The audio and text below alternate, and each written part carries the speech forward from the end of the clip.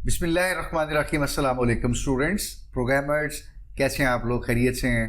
Pointers के साथ associated concepts को हम एक एक करके डिस्कस करते जा रहे हैं, समझते जा रहे हैं और साथ ही साथ उनकी प्रोग्रामिंग एक्सरसाइजेस को भी करने की कोशिश कर रहे हैं ताकि जो थ्योरेटिकल कॉन्सेप्ट हम समझे उसको हम इम्प्लीमेंट करना भी समझ लें, और यही हम कोशिश कर रहे हैं। और आज इस कोशिश में जो चीज़ ज़ेरे बहस है वो है पॉइंटर्स का कंपैरिजन। तो अभी हम देखते हैं हमारी इससे क्या मुराद है, और अगर हम दो पॉइंटर्स को कंपेयर कर रहे हैं तो वो कैसे कंपेयर करने होंगे। Let's start. तो सबसे पहला सवाल ज़हन में ये आता है कि क्या हम दो पॉइंटर्स को कंपेयर कर सकते हैं? द आंसर इज यस, आप कर सकते हैं।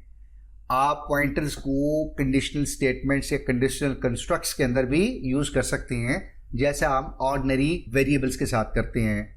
आप जानते हैं हम इफ या स्विच वगैरह के साथ करते हैं। फॉर एग्जांपल सिंपल आप मिसाल है, integer age is less than 20, salary is greater than 10,000 etcetera etcetera. तो हम पॉइंटर्स के साथ भी ये काम कर सकते हैं। एक चीज का आप ध्यान रखिएगा, पॉइंटर्स चूंकि मेमोरी लोकेशंस को पॉइंट कर रहे होते हैं तो मेमोरी लोकेशंस को तो कंपेयर करना कोई इतनी मीनिंगफुल बात नहीं है, लेकिन उनके ऊपर जो पड़ी हुई वैल्यूज हैं अगर हम उनको कंपेयर करने की बात करें, that makes more sense, that is more logical, right? हम यही कहना चाह रहे हैं यहाँ पे। If I have a PTR num1, एक पॉइंटर है and another pointer is PTR num2, तो अब जब इन दोनों को हम कंपेयर करने की बात करेंगे तो in fact what we exactly mean is कि हम पीटीआर num1 जो वैल्यू पॉइंट कर रहा है वो, और पीटीआर num2 जिस वैल्यू को पॉइंट कर रहा है, in fact we are comparing these two values pointed by these two pointers जो हमने यहाँ पे mention किए हुए हैं। तो when it comes to the comparison of the pointers, it means we are talking about the values being pointed by the pointers जो कि हम क्या कर रहे हैं, compare कर रहे हैं, right? एग्जाम्पल लेते हैं, we have num1 an integer been declared with the value 10, we have a pointer ptr num1 और उसको हमने कहा कि num1 को आप पॉइंट कीजिए, and likewise another integer variable declare किया हमने, दैट इज num2, और हमने 20 वैल्यू असाइन की है, और ptr num2 हमने एक और पॉइंटर डिक्लेयर कर लिया है और उसको हमने कहा कि आप num2 को पॉइंट कीजिए, राइट? अब हम दो पॉइंटर्स को जब कंपेयर करते हैं तो इससे क्या मुराद हो सकती है? फॉर एग्जाम्पल हमने एक छोटा सा कंस्ट्रक्ट एग्जाम्पल के तौर पे लिखा है यहाँ पे। If I say if asterisk ptr num1 is greater than asterisk ptr num2, इसका कॉनोटेशन क्या बनेगा? मैं ये देखना चाह रहा हूं कि ptr num1 जिस वैल्यू को पॉइंट कर रहा है, तो ptr num1 किसको पॉइंट कर रहा है? num1 को, एंड num2 की वैल्यू क्या है? 10। तो ग्रेटर देन के लेफ्ट साइड पे मैंने क्या यहां से ड्राइव कर लिया? 10। So it's 10 right over here, जो कंपाइलर फाइनली कंक्लूड करेगा। ग्रेटर देन के बाद अगर आप देखें तो एस्टेरिक्स यानी वैल्यू ptr num2, तो ptr num2 किसको पॉइंट कर रहा है? num2 वेरिएबल को, इंटीजर को, और उसकी वैल्यू कितनी है? 20। तो फाइनली ये क्या बना? If 10 is greater than 20, obviously ये फॉल्स होगा, और कोई ना कोई हमने इफ ट्रू और फॉल्स के केस में कोई एक्शन लिया होगा। तो दिस इज हाउ कि हम दो जब पॉइंटर्स को कंपैरिजन की बात कर रहे हैं या कंपेयर की बात कर रहे होते हैं तो इनफैक्ट कुछ ऐसा हो रहा होता है। अच्छा, हम अपनी आईडी के ऊपर चलते हैं और कुछ इसी एग्जाम्पल को कंप्लीट करने की कोशिश करते हैं। वहां आप चीजों को हम जरा लाइव एक्शन में देखते हैं और चीजें जरा ज्यादा मीनिंगफुल भी होंगी और आपको समझ भी आएंगी। तो let's transition to our IDE. तो हम अपनी आईडी के ऊपर आ गए हैं और यहाँ सबसे पहले हम क्या करते हैं, int हमने कहा था, num1 डिक्लेयर करते हैं हम अपना 10, और एक पॉइंटर भी डिक्लेयर कर लेते हैं ptr num1, और इसको हम कह देते हैं दैट इज एम्परसेंड num1, यानी आप num1 को पॉइंट कीजिए। लाइकवाइज हम यहाँ पे दूसरा वेरिएबल भी डिक्लेयर कर लेते हैं और दूसरा पॉइंटर भी, तो हम एक और num2 के नाम से डिक्लेयर करते हैं वेरिएबल, उसकी वैल्यू 20 देते हैं और हम कहते हैं जी ptr num2, ये दूसरा जो पॉइंटर है किसको पॉइंट करेगा? हमारे दूसरे वेरिएबल को।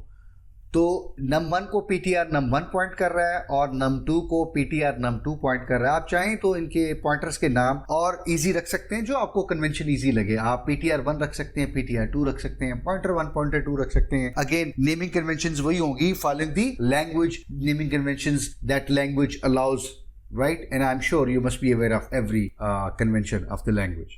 नाउ अब हम कंपैरिजन कर लेते हैं। तो इफ आई से कि अगर मेरे पास क्या चीज है, वो वैल्यू जो ptr num1 ये पॉइंट कर रहा है, तो इसकी वैल्यू की बात करूंगा तो इसलिए इसको डीरेफरेंसिंग ऑपरेटर लगाऊंगा। If this value is greater then the value pointed by the second pointer, यहां पे हम वो लिख लेते हैं तो हम क्या कहते हैं जी कि अगर मेरा जो पहला पॉइंटर है उसकी वैल्यू ज्यादा है दूसरे पॉइंटर्स की वैल्यू से, तो मैं ये सिंपल एक मैसेज डिस्प्ले करवा लेता हूँ। आपने जो काम करना होगा इंस्ट्रक्शंस वगैरह डिस्प्ले कर सकते हैं। तो all we are doing is basically हम कंपैरिजन को समझने की कोशिश कर रहे हैं। सिर्फ इस कॉन्सेप्ट में सिंपल एक मैसेज डिस्प्ले करा लेते हैं। Pointer 1 is pointing to a greater value. Simple.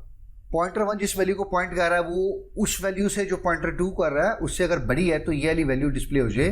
Simple, हम ये कर रहे हैं। और अगर ऐसा नहीं है, अगर ये कंडीशन फॉल्स होती है तो इसका मतलब फिर पॉइंटर 2 जो है जिसको वो पॉइंट कर रहा है वो वैल्यू बड़ी है। तो इसलिए हम लिखते हैं else cout pointer 2 is pointing to है ग्रेटर वैल्यू। अगर आप लाइन नंबर 9 के ऊपर थोड़ा सा और डिटेल दें, जो हमने अभी देखा भी था थ्योरेटिकल पार्ट को कवर करते हुए, कि in this part we have a 10 and in this part we have a 20। तो 10 is greater than 20, obviously statement false है। If that is false, if is going to be ignored and else is going to be executed and line number 15 will be executed. तो अभी हम देख लेते हैं pointer 2 is pointing to a greater value. ये हमारी anticipated output है, ये हमें नजर आनी चाहिए। तो कंपाइल करते हैं और आप देखते हैं कि हमारे पास आउटपुट वही आ रही है जो हमने एंटीसिपेट की थी। पॉइंटर num1 जो है उसकी वैल्यू यहाँ पे 10 आ रही है और ptr num2 की वैल्यू जो है वो 20 है।